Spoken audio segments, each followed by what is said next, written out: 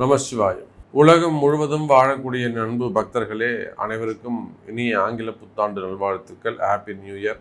எல்லாரும் சந்தோஷமாக இருப்பீங்க அப்படின்னு நம்புகிறோம். அன்னை வாராகியினுடைய நல்லருள் திருவருள் உங்களுக்கு கிடைக்கட்டும். ஏன்னா இன்னைக்கு நிறைய மக்கள், நிறைய குடும்பங்கள் ஒரு உயர்ந்த சூழ்நிலையில், உயர்ந்த நிலையில் வாழக்கூடிய குடும்பங்கள் கூட ஒரு சில நேரங்களில் தேவையில்லாத மனக்குழப்பங்கள், மன கஷ்டங்கள் இருக்கிறாங்க. ஸோ அவங்க எல்லாருமே வாராகியை நோக்கி வந்து கொண்டிருக்கிறார்கள்.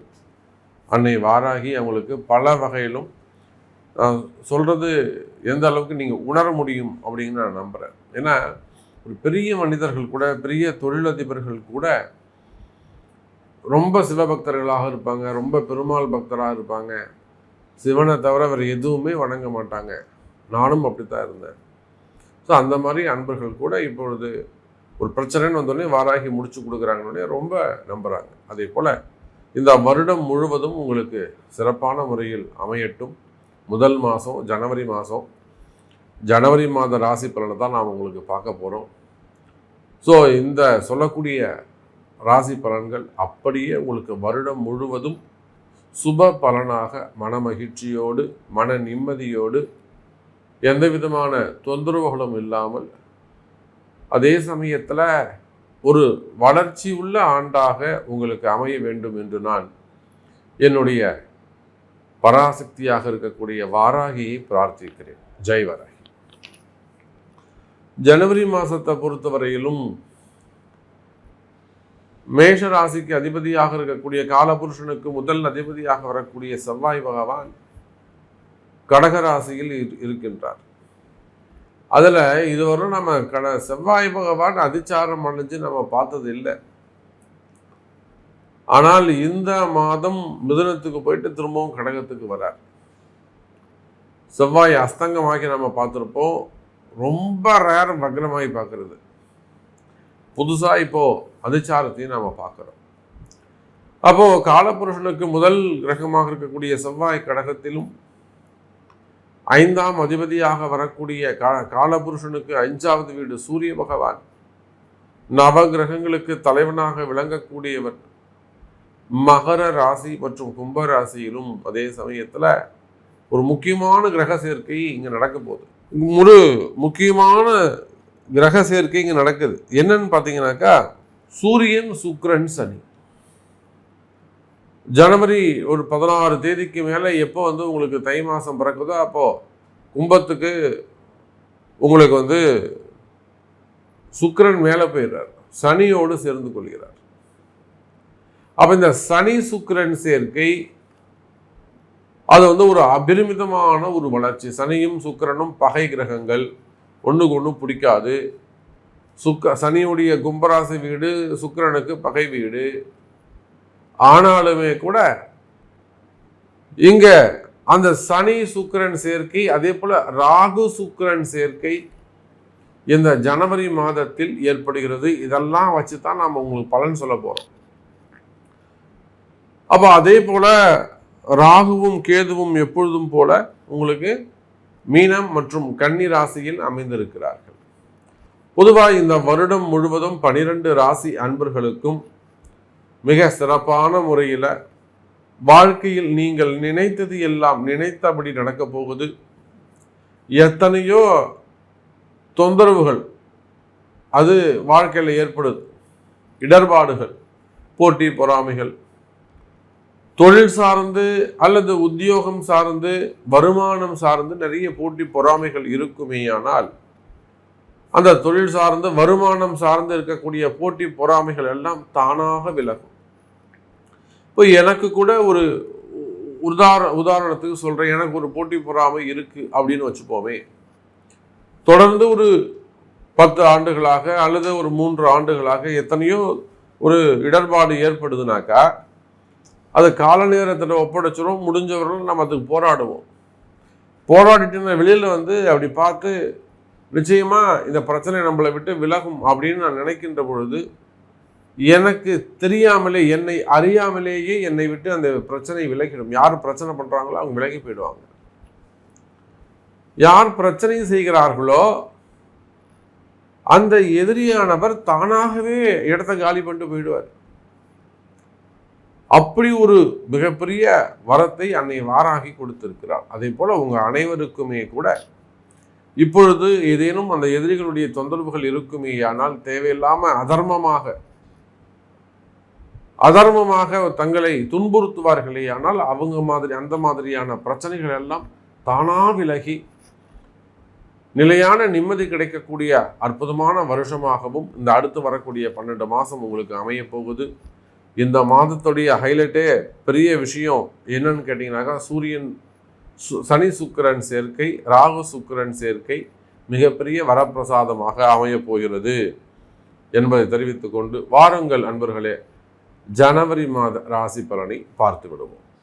அன்பார்ந்த ரிஷப ராசி நேயர்களே,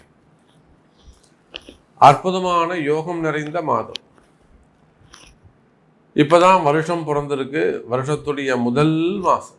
ஹாப்பி நியூ இயர். முதல்ல அவங்க எல்லாருக்கும் இனிய ஆங்கில புத்தாண்டு நல்வாழ்த்துக்கள். வருடத்தின் முதல் மாதம் இந்த மாதம் எப்படி இருக்கோ இதை போலதான் 12 மாதமும் இருக்க போகுது. அப்போ கவலை வேண்டாம் ரிஷப ராசி நேயர்களே, இந்த வருஷம் உங்களுக்கு சூப்பரா அமையும். கால நேரமே சரியில்லை, நேரங்காலம் சரியில்லை, ஜாதகம் சரியில்லை, என்ன சாமி இப்படி இருக்கு அப்படின்னு புலம்பக்கூடிய சிரமப்படக்கூடிய ரிஷப ராசி அன்பர்களுக்கு கூட இந்த வருஷம் சிறப்பாக இருக்கும். கவலை வேண்டாம். நல்லது நடக்கும் சார், நல்லது நடக்கும், நம்பிக்கையா இருங்க.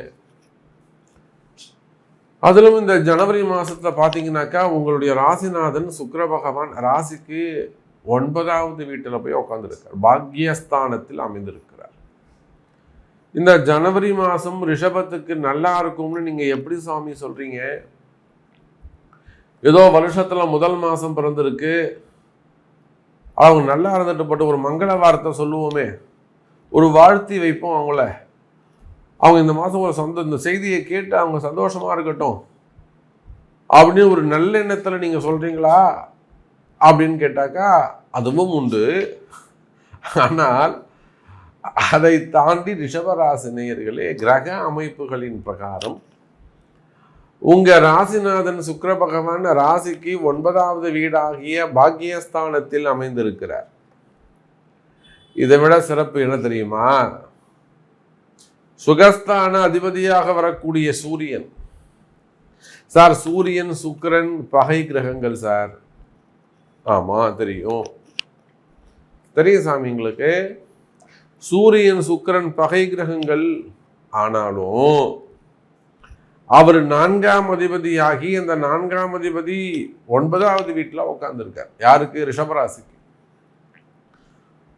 4ஆம் அதிபதி 9இல் அமைகின்ற போது பாக்கியஸ்தானத்தில் அமைந்து அதுவும் உங்க ராசிநாதனோடு சேர்கின்ற பொழுது சார் வீடு வண்டி வாகன யோகம் சுகபோகம் எல்லாம் அதிகரிக்கும். நிறைய ரிஷபராசி என்பர்கள் ஃப்ளைட்ல போகக்கூடிய வாய்ப்புகள் அல்லது கப்பல் பயணங்கள், தொலைதூர பிரயாணங்கள் அல்லது புண்ணிய யாத்திரைகள், காசி யாத்திரை, அயோத்திக்கு போகிறது, அந்த மாதிரி புண்ணிய யாத்திரைகள், புதுமண தம்பதிகளாக இருந்தால் ஹனிமூனுக்கு போகிறது. இல்லை சாமி நாங்கள் ஹனிமூன்லாம் போயிட்டு வந்துட்டோம் சார், ஏதாவது ஒரு கல்யாணம் நடக்கும், இங்கேருந்து ஒரு டெல்லியில் ஒரு கல்யாணம் இருக்கும், நான் போயிட்டு வந்துடுறேன்னு சொல்லிட்டு அவங்க பசங்க நீங்கள் போயிட்டு வாங்க பணம் அனுப்பி வைப்பாங்க. அப்போது தொலைதூர பயணங்கள் அல்லது ஒரு வேலை செய்கிறீங்க, மார்க்கெட்டிங் சம்பந்தமாகவோ இல்லை வெளிநாடு அனுப்புவதற்கு வாய்ப்புகள் உண்டு. அப்போ வெளிநாட்டு யோகங்கள், தொழில் நிமித்தமாக ஒரு பிஸ்னஸ் பண்ணுற சாமி நான் போவேனா, நான் ஒரு ஜாப் வேலை செஞ்சுட்டு இருக்க சாமி நான் வெளிநாடு போவேனா, நான் ஹையர் ஸ்டடீஸ் படிப்புக்காக வெளிநாடு செல்ல வேண்டும் செல்வேனா, அந்த மாதிரி கேட்கக்கூடிய ரிஷப ராசி அன்பர்களுக்கெல்லாம் வெளிநாடு செல்லக்கூடிய வாய்ப்புகள் ஏற்படுகிறது. அதே போல அரசு அதிகாரிகளுக்கு அற்புதமான யோகம். அரசு அதிகாரிகளாக நீங்கள் இருப்பீர்களே ஆனால் அற்புதமான யோகம்.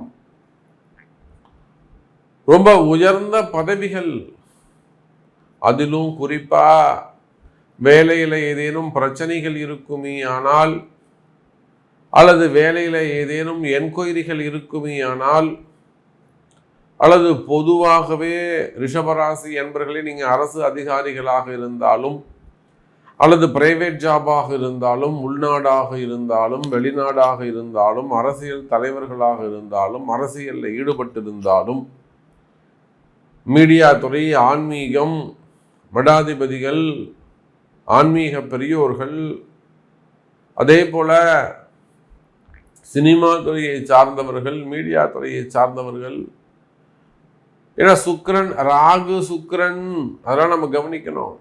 சினிமா துறை உண்டு, அங்க ராகு, சூரியன், சுக்கிரன், அரசியல் உண்டு, ஆன்மீகம் உண்டு. சூரியன் ஆன்மீகம் சார், அரசு அதிகாரம் மட்டும் கிடையாது, அவர் தான் ஜீவன், ஜீவாத்மா, அவர் தான் உயிரே, அவர் தான். அவர் என்ன பூமியில உயிரினங்கள் இல்லை, நெருப்புல இருந்து தான் ஜீவராசிகள் உற்பத்தி ஆகுது. யாராவது நம்புறீங்களா இத? நெருப்பு எல்லா ஜீவராசியும் அழித்து விடும், இதுதான் உங்க நாலேஜ். ஆனா சாஸ்திரம் என்ன சொல்லுது? நெருப்புல இருந்து தான் உயிரினங்கள் தோன்றுகின்றன. சயின்ஸ் பாருங்க, நம்முடைய இந்து தர்மம் எவ்வளவு வசதியானது. அப்போ நீங்க அரசியல் தலைவர்களாக இருந்தாலும், அரசியலில் ஈடுபட்டு இருந்தாலும், அல்லது சினிமா துறையாக இருந்தாலும், மீடியா துறையாக இருந்தாலும், ஆன்மீக பெரியோர்களாக இருந்தாலும், உங்களுக்கு ஸ்பெசிஃபிக்கா அல்லது பர்சனலாக இருக்கக்கூடிய தாக்குதல்கள், பர்சனல் அட்டாக், அல்லது பர்சனலாக இருக்கக்கூடிய ப்ராப்ளம், ஒரு அசட்டாக இருக்கலாம், ஒரு போஸ்டிங்காக இருக்கலாம், ஒரு நிர்வாகம் சம்பந்தப்பட்டதாக இருக்கலாம். அப்போ ஏதேனும் உங்களுக்கு பர்சனல் ப்ராப்ளம் இருக்குமே ஆனால், எதிரிகளுடைய தொந்தரவோ,